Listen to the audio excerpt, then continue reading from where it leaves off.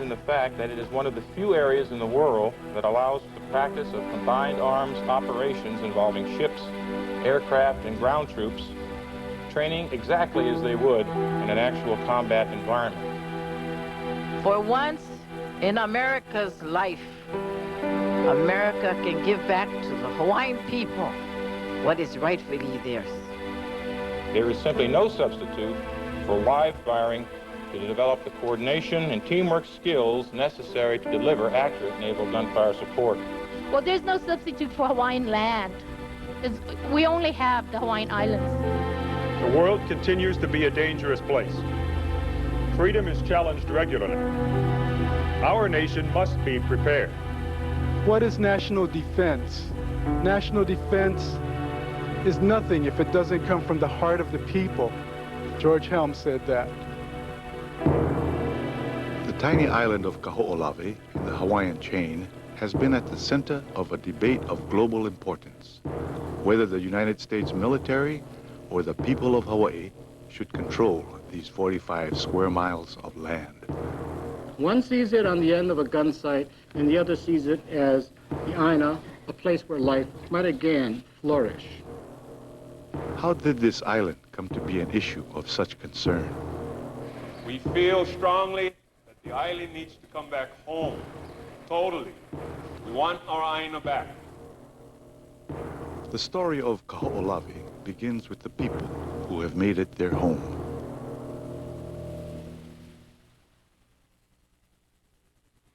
Ween, kaula noi te puai kau. We, mai nei kai au ku mai nawa kaulu. Pue te kanaka mai toa mai kukulu kai vio kai na ai lani ko. Malamala mai. O ike ia moku ia kana loa aku mo nei mo nau. Te holo nei me ke au kai o hai makan. Ala ke kipuali piko holo pelu o tanalo. Kahua paili ki on wa pue ukele pomo au on moka na kilo pai on o aku pele ka pilio ke vi euli luak makan ke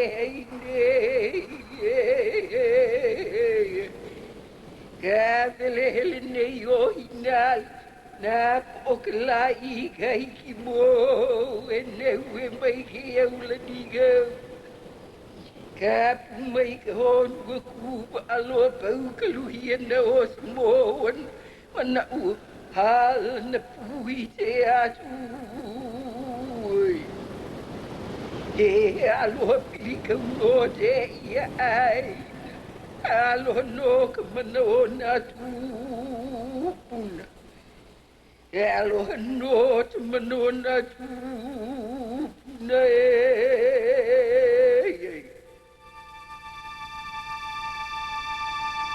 The chants, which have been passed down from our ancestors, the first people of Hawaii, mention several names for the island that we call Kahoʻolawe. One of the names is Kanaloa, the Polynesian god of the sea and ocean navigation. Another name describes the light rain that falls on the island, Hineli. Kahiki Boy, the horizon where the sun sets, where the spirit goes to rest.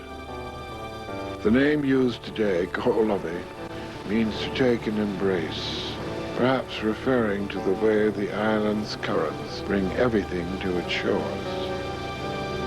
But a fifth name is probably the most intriguing, Kohemalama, a southern beacon, bright and shining. This may be a description of how the island looked to early Hawaiians returning from the south after a long voyage to Tahiti. The late Uncle Harry Kunihi Mitchell learned the chant from his ancestors. My manao is, you know that chant say, the land is hiding. see from out the horizon, maybe they sight Kahoʻolawe. Ailani kohema malamalama means it's just like heaven came down to earth. Maybe you've been 30, 40 days on the ocean, no more land, and all of a sudden you see land. Naturally, it's like heaven came down on earth, and they want ʻāina for you to see. Uncle Harry's ancestors, for generations, were frequent visitors to Kahoʻolawe. They lived 8 miles across the channel in Honuaʻula, a district of the island of Maui, which traditionally included Kahoʻolawe as one of its ahupua, or land divisions. Kahoʻolawe is the child, and Maui is the mother, according to an old saying. Across the 8-mile channel is the umbilical cord connecting the two places.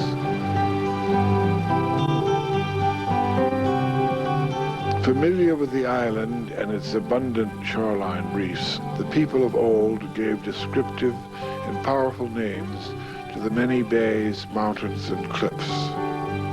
Lua o Kamohoʻali'i is a place on the island's northeast coast named for the shark god Kamohoʻali'i, a favorite brother of the fire goddess Pele. Lua o Kamohoʻali'i, the cave, the shark cave, very funny. I passed through there, it's just like somebody grumbling at you. Ocean fly up, blow, something like that, and grumbling at you, boy. It's just like somebody grumbling at you. Pu'ukauai, the hill of the white tropic bird. And Halona, on Kahoʻolawe's blustery windward cliffs, is an observation point for winds. Yeah, that's Halona Point. Yeah, that's where they study the winds. And I here get 260 winds on Halona Point. So naturally, they go over there study the wind, yeah? Like 260. That Honokanai is where Naya can play. That's a pohaku kuhike I kahiki, yeah? On the old day, that rock had a face facing Tahiti. Pohaku kuhike I kahiki showed a pathway to Tahiti. That rock facing Tahiti, the face. But now I hear it's lost. Somebody went bamo, man. On Kahoʻolawe's north shore is the site of one of the first fishing shrines, or ku'ula, built by Ai, the son of Ku'ula, and Hina, the god and goddess of fishermen. This is a ko'a, you know, a fishing shrine. You see the opihi, you see the coral, so you know it's fishing shrine, eh? Hakio'ava is one of 4 places on the island where tradition refers to freshwater springs. Another is at Ahupu, also the site of a major volcanic glass quarry and the largest field of petroglyphs on the island. On the windward side, springs are found at Kanapou, and at Kamahuio, chants describe a cool, refreshing pool hidden high in the cliff, accessible only by a dangerous trail. The island seems nearly barren today, but we know that it was once covered with dryland forests and grasslands. This ancient willy-willy tree near the summit is one of the last remnants of that forest. What do we know about our kupuna, our ancestors who once walked this land? Today we're still trying to link together pieces of evidence to recreate a picture of Kahoʻolawe's cultural past. Artifacts such as fishhooks, stone tools, and recreational implements have been found which date back to 1000 AD. Volcanic glass flakes, once used as fine cutting tools, are found scattered on the ground. In the northeast area of the island, house sites, temples or heiau, burial places, shrines, and agricultural walls show the presence of a once stable community of people. So much house sites. So maybe 400 or 500 people just live in this area. You just look by the house site. All in here, the other side. So much people. The people sustained themselves with food from the sea and with the dry land crops typically grown on leeward sides of our islands. And they say, well, this is a hill. Somebody say it's a workshop. I say, no, since we get grindstone inside here, most time kahuna, they go to the hill, prepare medicine. So this, I say, this is part of Lau, Lapao. See this hill, that hill, connect to the ʻAina. Oh, you know, the energies all connect, yeah? All connect. This place is called Haleo Papa. Papa was the Earth Mother. She was the woman who gave birth to all these islands, including Kahoʻolawe. This house is a very special house, and the reason it is so special is that it's one of the few women's heiaus that we know of in the Hawaiian Islands.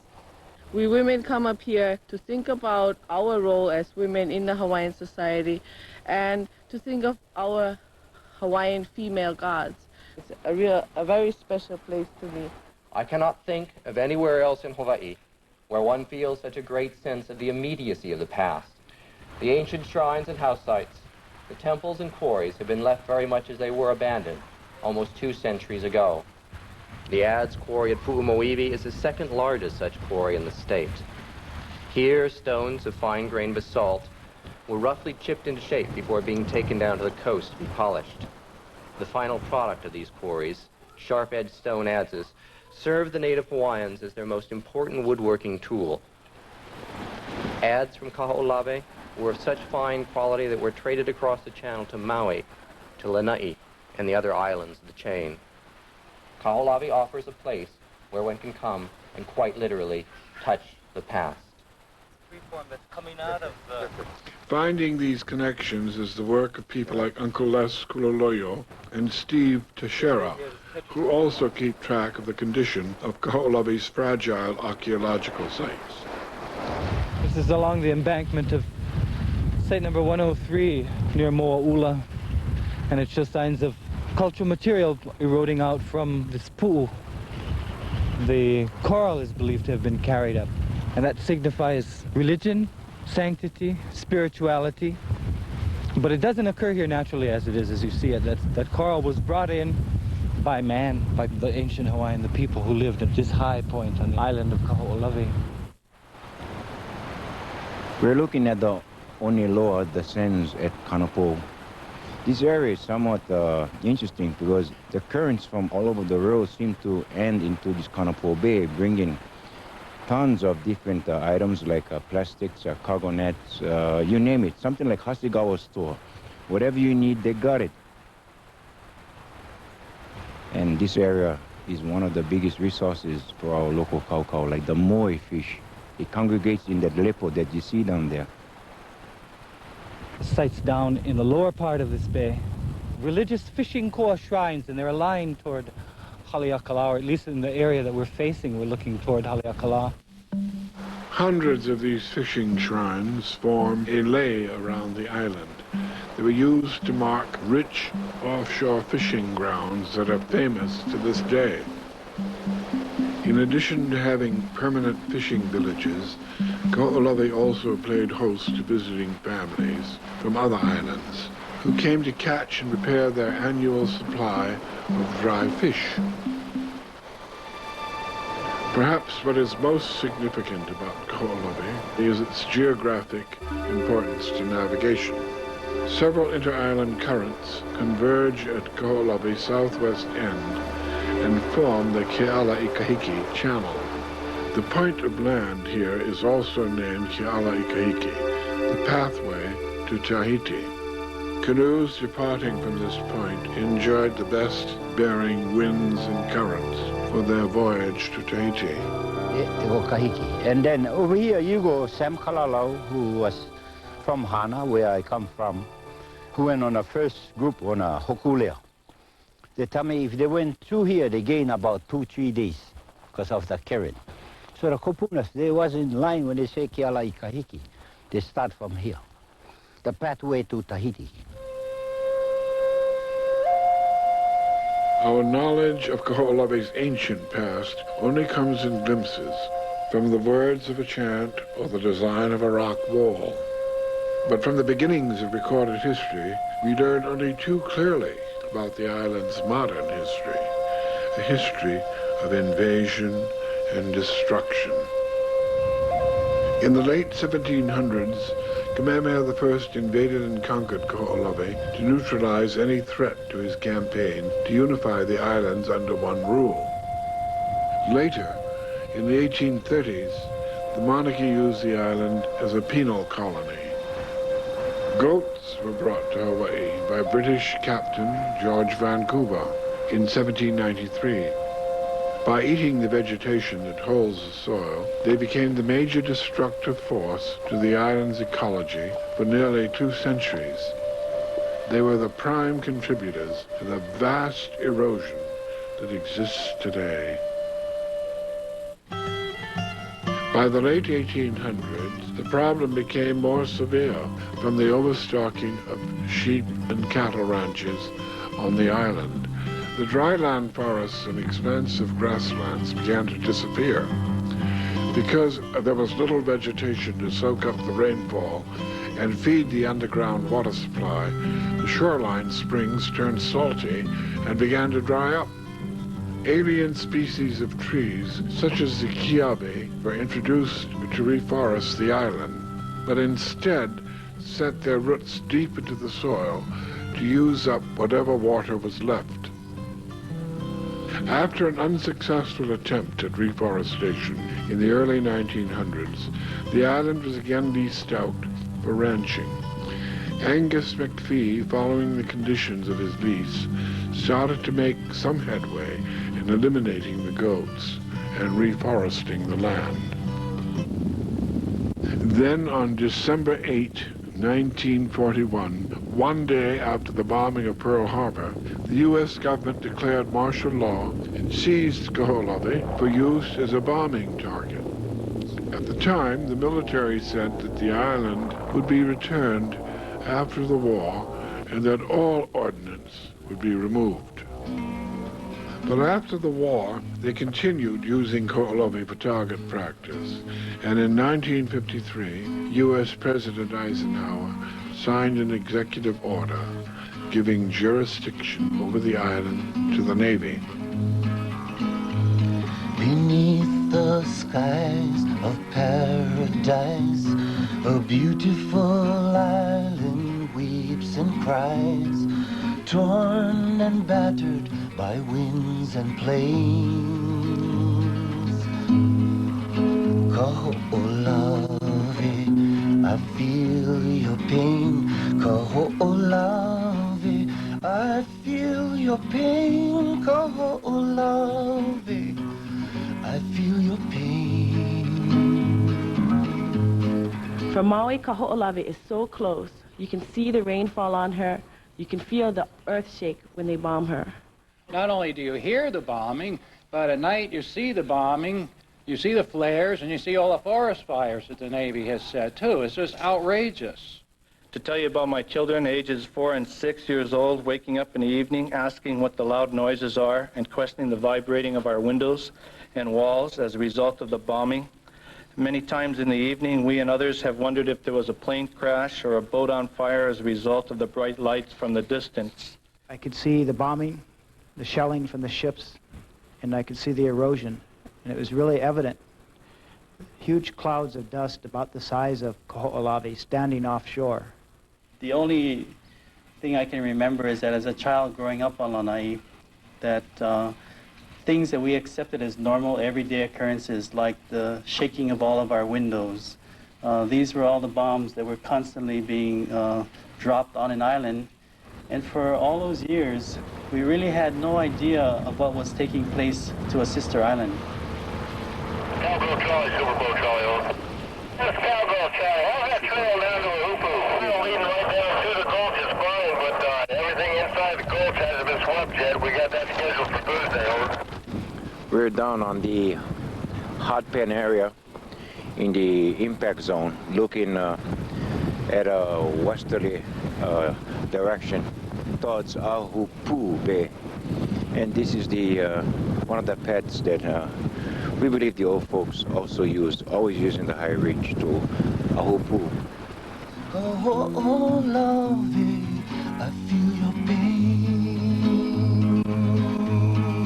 I feel your pain.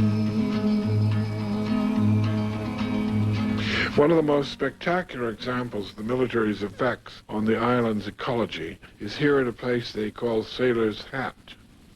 In 1965, 500 tons of TNT were detonated to simulate an atomic blast.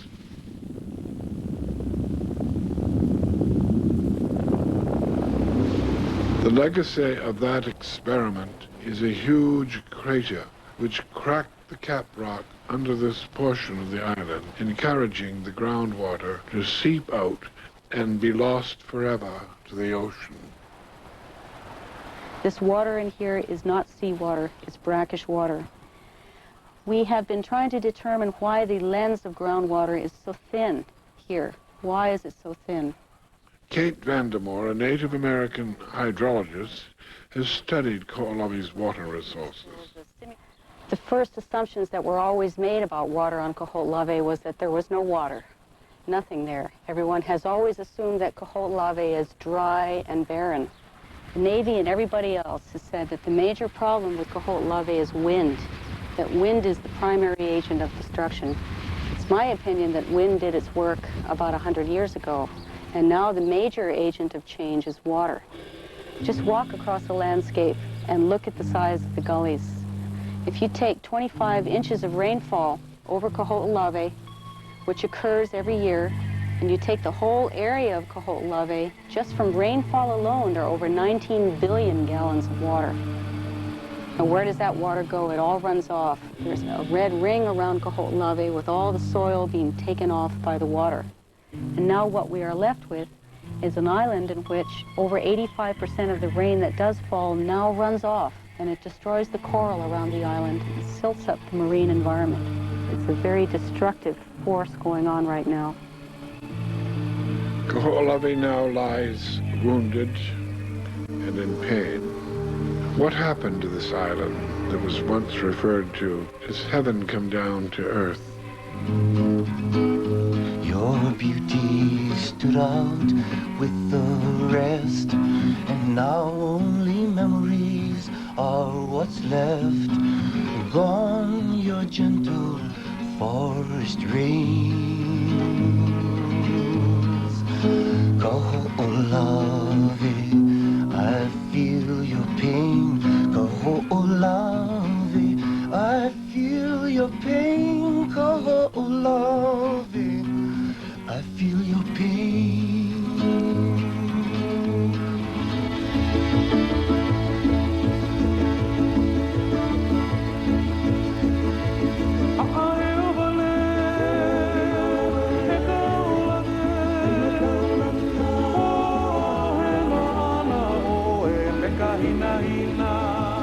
An important moment in Kaho'olawe's history occurred in January 1976, when a group of 9 Native Hawaiians went to Kaho'olawe on boats, illegally according to United States law. They were protesting the Navy's use of the island. This was the first of a series of occupations by Hawaiians and others who sympathized with their cause. Dr. Emmett Aluli was picked up for trespassing on the island.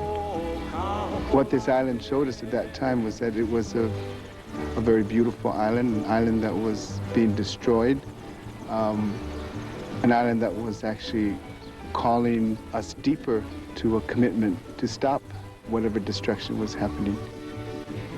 We decided then that we had to follow our na'au, as we put it those days, our guts, and to fight to end the bombing of Kaho'olawe.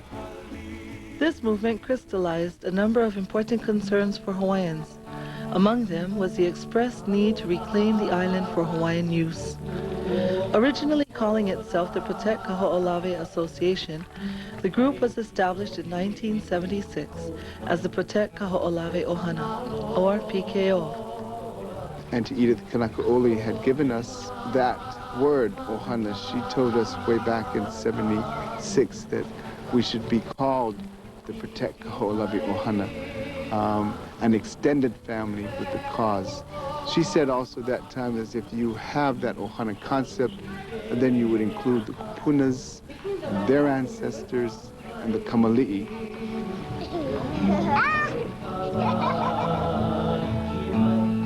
Kahoʻolawe became the focal point for discussion about how land in these Hawaiian islands is to be used and whether the native population had any say in the matter.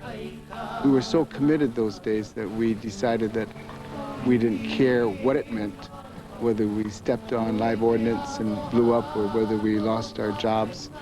But that the more we came to this island, the more we would discover the importance and the significance of this island. The more people we brought here, the stronger the claim would be made. My friends in the boating community led me to believe that the first Kahoʻolawe occupation might well be doomed to failure before it had even begun. Many of the apparently willing boat owners seemed intimidated by the military's threats of arrest and vessel seizure. It was quite a trip. We had to run the blockade. We had all the Navy and Marines, everybody over there.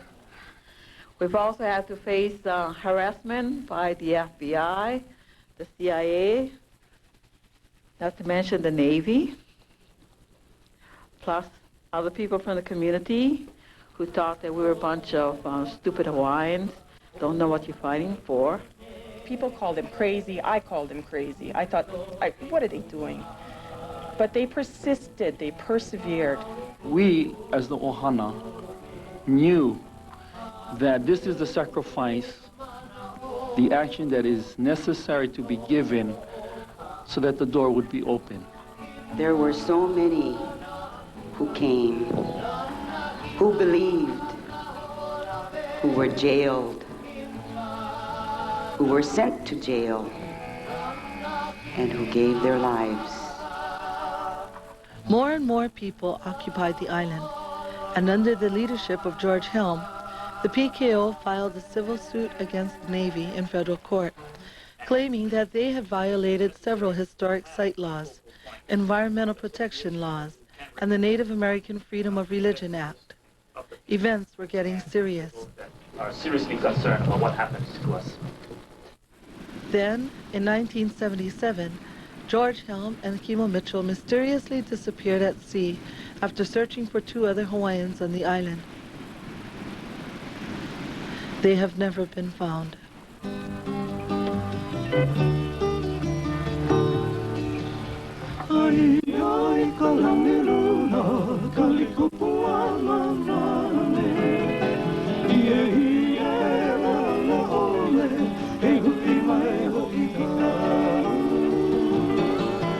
George Helm has been a real inspiration while he was alive and after his death or his disappearance.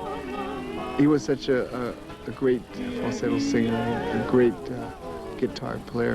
He could just talk, and from all walks of life, people would just listen to him. He did his homework, studied the issues. He was always accurate. He was a visionary, a prophet in a sense. To us at that time, because he had all this charisma. Besides that, he took care of his family, and he took care of his friends, and he took care of the ʻOhana, always trying to settle things out, always trying to empower people. Revolution, and revolution comes from the word revolving, turning in and out so that you have something better to live with. So Kahoʻolawe was the thing, was the movement. It was a consciousness that was waking everybody up, the Hawaiian as well as the enemy. The system was starting to get nervous that Hawaiians was getting together, or they were starting to think the same. Everybody was boiling. Boom, everybody had the mana was in the air, and boom, boom, boom, boom, boom, boom. Yeah, it was everybody's thing. And everybody was in that same frame that we wanted to get to this plane. You know, we was all going. And head down and the uha's pumping and just everybody was doing their thing. To bring this across the water. Have it happen. As a result of the ʻOhana's lawsuit in federal court, an archaeological survey of Kahoʻolawe was completed in 1980. The entire island was designated a National Historic District. This is the first time that the federal government had declared not just one or a cluster of archaeological sites, but an entire island to be eligible for inclusion on the National Register. It shares its honor with the Iolani Palace, the Lincoln Memorial, and the White House. But still, the Navy bombed. In 1981, the ʻOhana signed an out-of-court settlement with the Navy called a consent decree. For 10 days every month, the Navy could not bomb Kahoʻolawe. Bombing of the island was limited to the central one-third of the island. Limitations were placed on live ordnance. The Navy was required to eradicate the goats and to conduct soil conservation projects. They were required to protect the archaeological sites from destruction. During the 10 days of no bombing, the ʻOhana was allowed to visit the island and bring guests for educational, religious, and scientific activities. This opened up a period of joint use of Kahoʻolawe between Native Hawaiians and the United States Navy, an uneasy coexistence. The eastern one-third, in which we're on now, and the western one-third are no longer used for active ordnance. However, at one time they were open for active ordnance, and there's no doubt active ordnance, live ordnance around the entire island. I've got some EOD technicians, explosive ordnance disposal technicians, who are experts at identifying it. They know what the stuff is, they know how dangerous it is or is not, and they'll come over and look at it and basically tell us whether it's safe to be in that area or not. After settling down at base camp at Hakiwawa, first-time visitors to Kahoʻolawe make the hike up to Moaʻula, the island's highest point. This is the first of many revelations to anyone who has thought of the island as little more than a piece of rock. Good. Sweet is better. But the makole is the purple one. Oh, purple one. You know the flower. Yeah. And it's sweet sour. Sweet sour. It's good for asthma. Makole. And this another blue flower. Haʻowi. Right here. This to mend broken bones, even they use for animals, you know. Here, this is the uholoa. But you take the roots under this, not on the surface. The roots, I tell you, bitter. One swallow, that's it. No more sore throat or tonsillitis or whatnot. They just clear you up. Kupunas, such as Uncle Harry, have been an invaluable resource to the ʻOhana. They provide the vital link between past and present. Schooled by their elders and by the ʻāina itself, they pass on a wealth of knowledge to those who take the time to listen. From the land come life. You throw one seed, rain, he grow. You try throwing a cement, see if he can grow. No way. So from the land come life, so step lightly. This is an ʻOhana check dam constructed of local rock materials. A check dam is a dam that's put into a gully to basically stop the soil from moving down slope. It's also designed, when it holds the soil, to retain some moisture so then plants can go in behind the structure and begin to grow and stabilize the gullies, as the whole objective of our work was to create an environment in which the plants can come back and keep the soil on Kahoʻolawe. These native plants were planted by ʻOhana members as part of a comprehensive plan to reclaim and regreen the island. Funded by the legislature in 1986, the PKO conducted a study to survey and recommend use of Kahoʻolawe's water resources.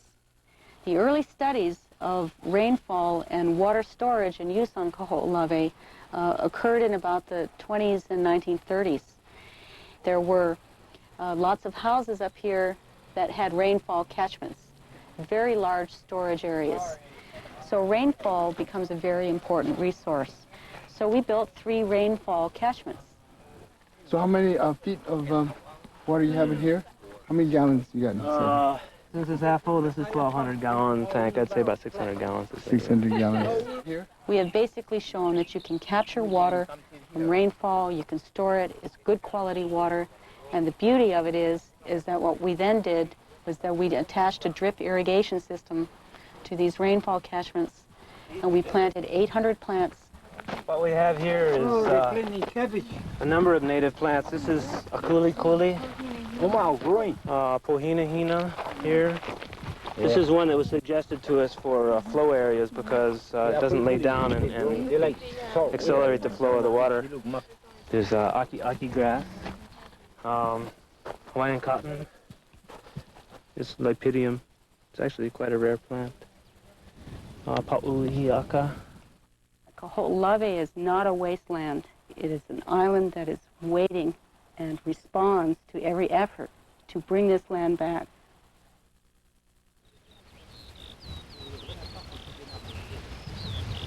Here at the 1,500-foot summit of Kahoʻolawe is Moʻaula, the name of the mythical red bird of Polynesia, a name found throughout the Pacific. This vantage point provides a panoramic view of several other islands: Lanai, on a clear day Oahu, Molokai, Maui, and Hawaii. It is not surprising that this place was used by ancient kahuna as a school or halau for the training of young Hawaiians in astronomy and navigation. And you can see the au, moku now. You know why, Naole. When the Naole moon phase, you look the currents, they go all different way. So you don't travel on this kind of current. The reason why this point on the island was very good for purposes of astronomical observation and navigation is because from here you can get a view of all the major channels, and the islands are also natural landmarks for the rising of certain constellations that were important for the keeping of the calendar and for marking the rising of the sun on the solstices and the equinox periods.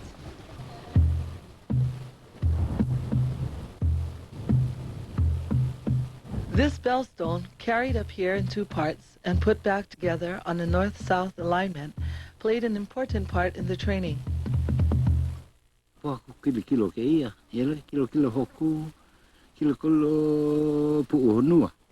mark, star, sun, moon, where they rise, they mark.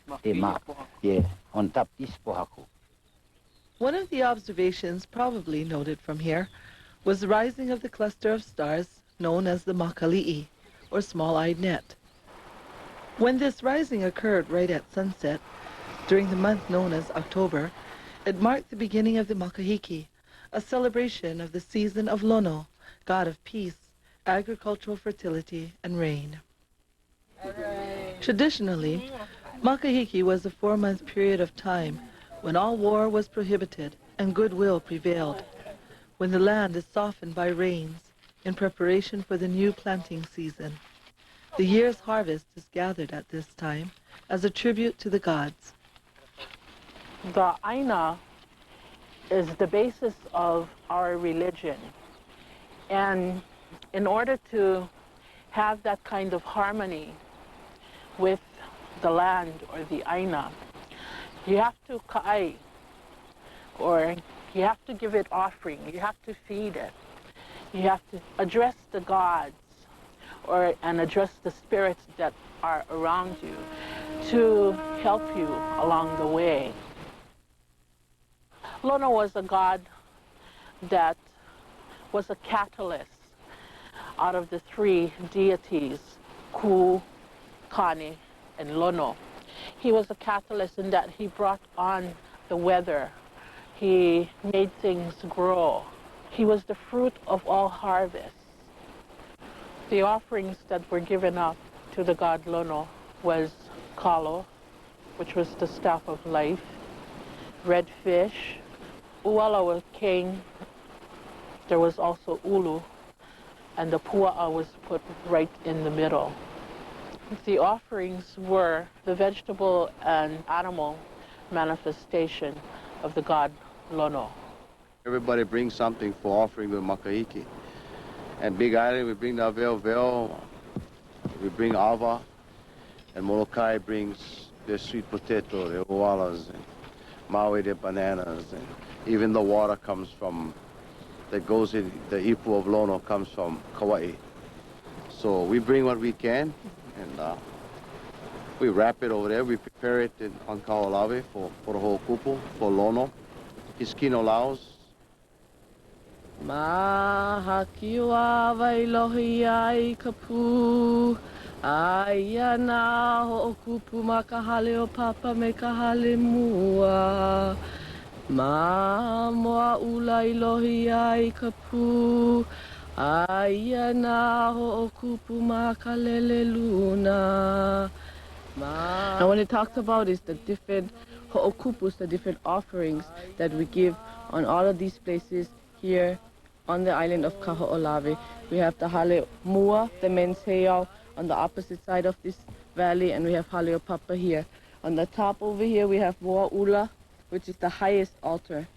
On top of the lele, that's where we put our offerings for lono, in this case, because we're asking lono during the makahiki season to bring the rain so that the island may be green.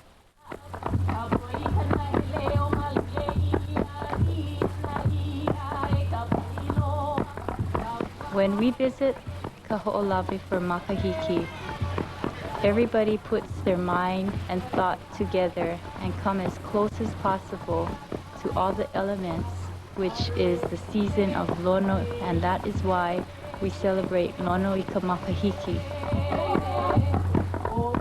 Everything that we do here for makahiki starts off with ceremony and prayer and a puli, and not a Christian prayer. It's just a basic Hawaiian prayer. Because we are of Hawaiian blood, we inherit the soul of our kupuna. And everything that we do here is to perpetuate for our kamali'i and their kamali'i, and for each generation to come. So the pool would be calling, still calling all the people like, Elimai, Komomai. For them, the kapu has been lifted, right? Everybody is one, everybody is equal. Nobody is higher than the other. And that's the one time everybody looks forward to. And that's when the fires are lit. And all the people just jump in the water, man, and the party begins. Right on. Makahiki, and everybody just jump. The whole day is filled with all the people, and they're all jumping in the water and playing. The people are living it, you know, and as you hear the noise and the fire, that's the blessings. The blessings is here. It's ready to eat. You hungry? I can have more than food. Because the rest already has been lit in the emus, which is ready for the kaukau, for all the people for party. All right? And so the pahu begins, and the hulas and the melees.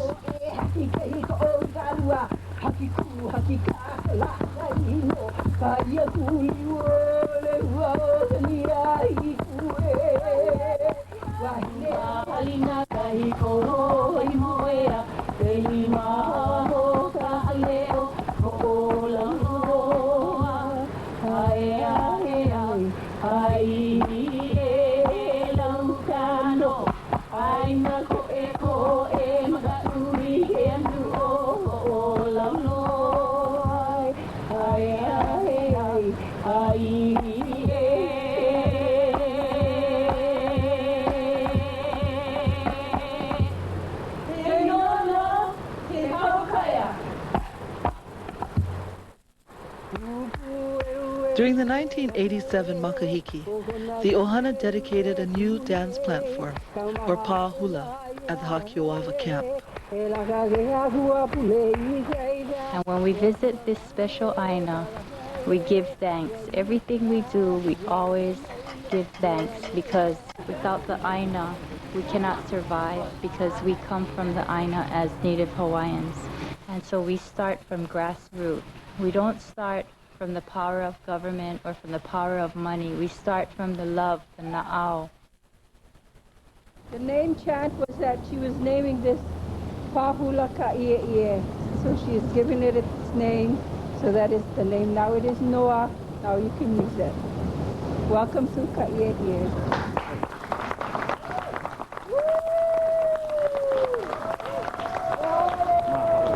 Better than the word mana.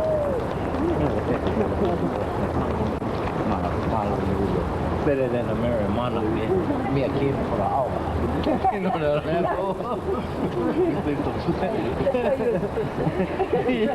than a marijuana.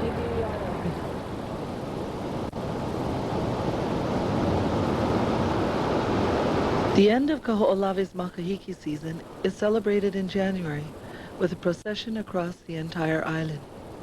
After we did the ceremonies up on Mo'ula, came down and Alapaya passed the Lono image to me, so we carried it the rest of the way down here in front of the procession, and it's Lono reclaiming the land.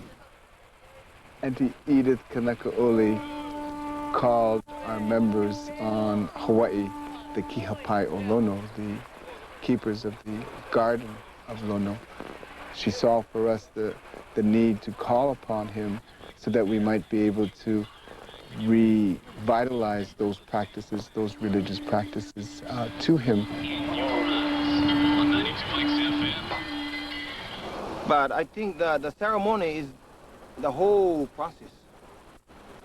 But when you wake up in the morning because you sleep last night with that thought in your mind, so right then, you know, the spiritualness of all that starting already. You know, a ceremony is specific, but the religious significance is ongoing. You know, not just doing ceremonies. So I started a ceremony when the mind wanted to go move. The ceremony is on. And then the ceremony stopped when I die.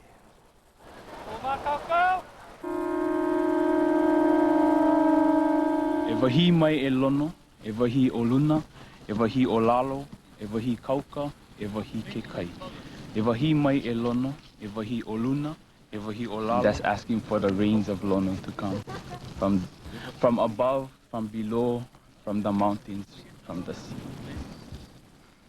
Our canoe name is the Kealai Kahiki, which is a core canoe, which is named after this channel right out here.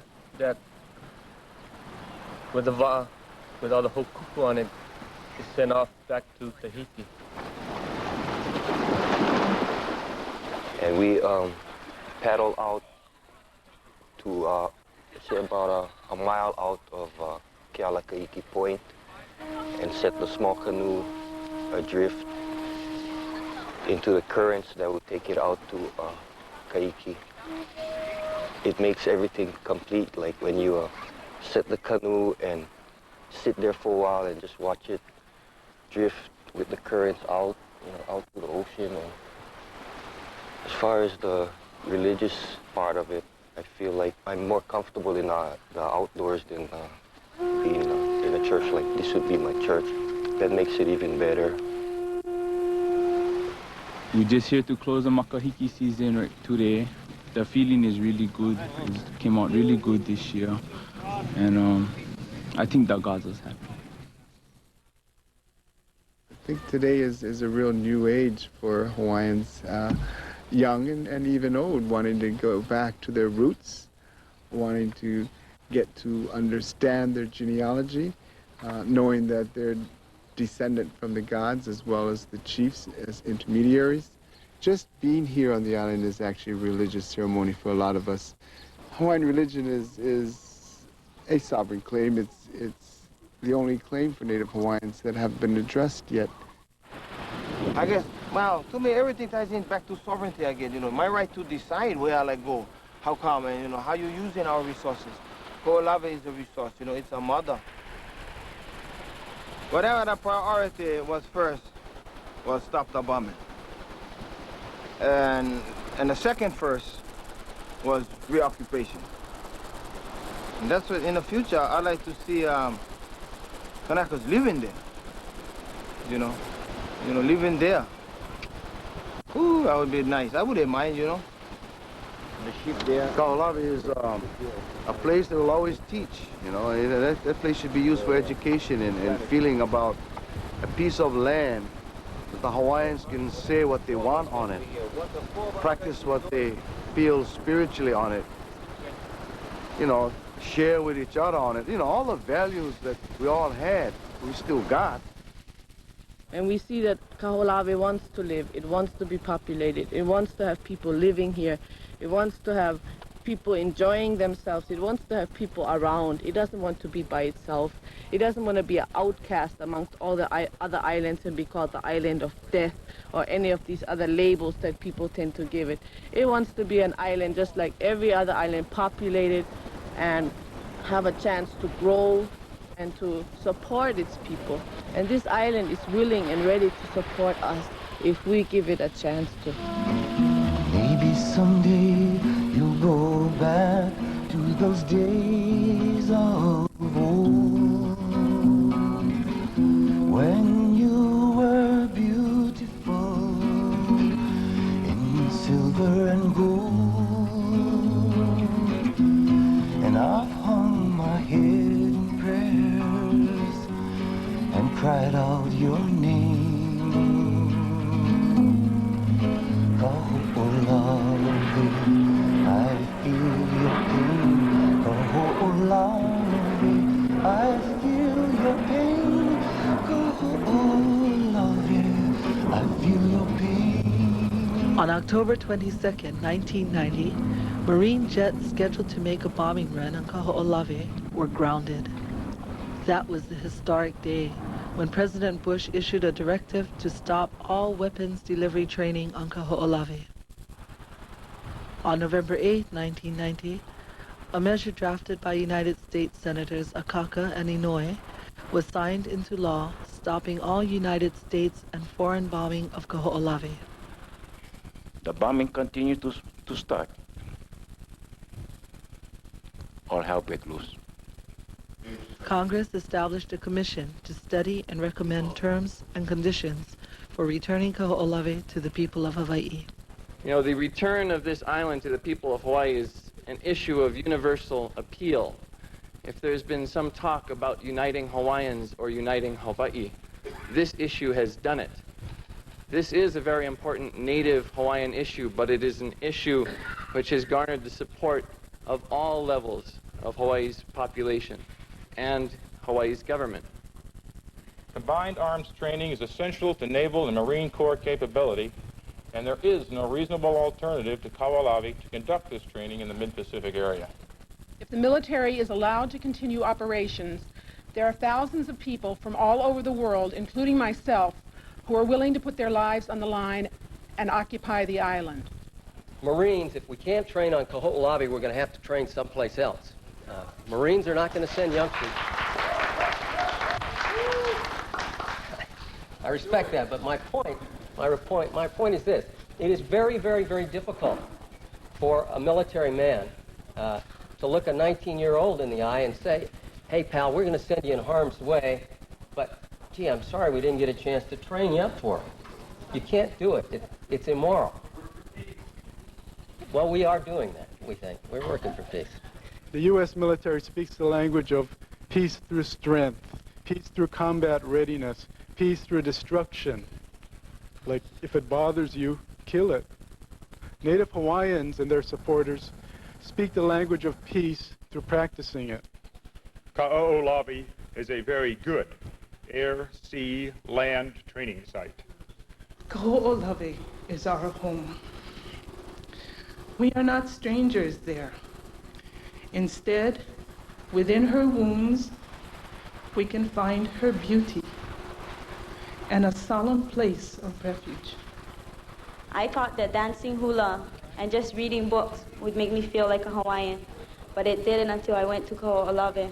And so, instead of neglecting it, we as young people want to learn more so that we can pass it on to our children. And Kaho'olawe is a very significant part of our culture. Now the ʻOhana can turn its full attention to the task of healing the ʻāina. The ordinance has to be removed. The cultural sites have to be stabilized. Soil erosion has to be stopped. Ground cover and trees need to be planted. The native birds need to be attracted back to the island, and the surrounding marine life needs to be protected. The Protect Kaho'olawe ʻOhana will continue to serve as stewards of the island. We intend to manage Kaho'olawe as a trust until the nation of Hawaii is recognized as a sovereign entity and jurisdiction can be turned over to the nation. Kaho'olawe represents a conflict between life and death, peace and war, cultural perpetuation or forced assimilation. What will be its future? Whose vision will shine forth at Kohema Lama Lama?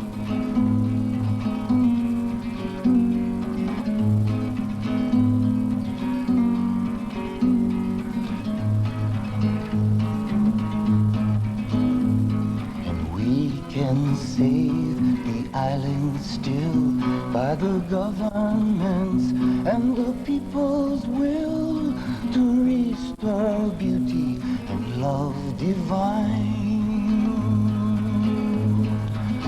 Kaho'olawe will survive. Kaho'olawe